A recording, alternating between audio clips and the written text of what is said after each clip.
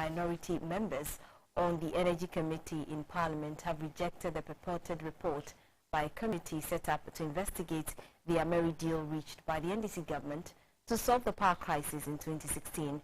The Ameri company was contracted to provide 10 gas turbines at a cost of $510 million.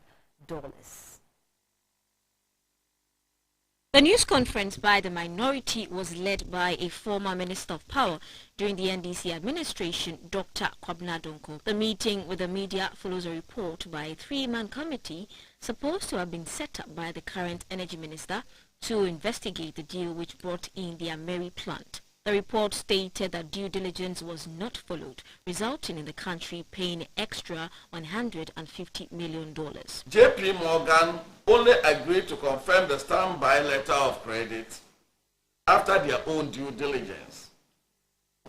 Parliament also probed the credentials of Ameri and requested and received the appropriate documentation before approving the power purchase agreement.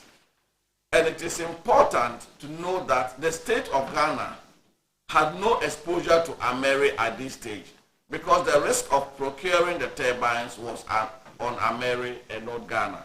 Though the contract was procured through sole sourcing, the team insisted that the deal with the Ameri company was the best deal among all the other offers. In this particular case, the tariff for Ameri levelized at 11.46 cents per kilowatt hour is currently the cheapest thermal plant in Ghana in terms of tariff.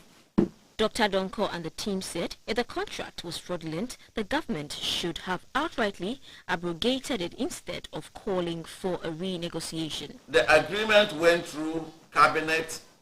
The Committee on Mines and Energy recommended by consensus to the plenary and was passed by Parliament. Was Parliament party to this fraud? Is the plant not running and operational? Does it not have the cheapest tariff of all the thermal plants in the country? First of all, there was no fraud. They reacted to issues relating to the engineers and planners who were contracted to do the civil work. VRA had, through their normal procurement processes, contacted some contracting firms on their list of approved contractors, and none was prepared to execute the works without the payment of mobilization, which the Ministry of Finance was not in a good position to pay. Engineers and planners rightly asked for a remobilization payment to enable them re-enter the site since the initial demobilization was not contained in their contract. Dr. Kwabena Donkor said in entering the deal with the Ameri company, the energy team at the time took into consideration the amount of money lost every year due to the power crisis. He added that his team is prepared to cooperate with government on issues relating to energy.